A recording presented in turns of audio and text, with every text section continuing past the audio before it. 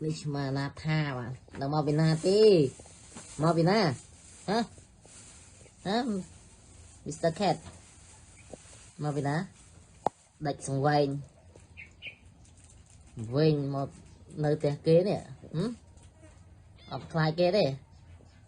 mà nơi tiền kế ở score kế phải nè hả đâu mà đây khó nè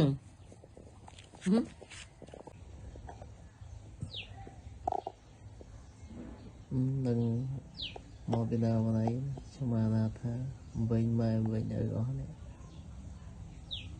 ở bên cái link cho mùi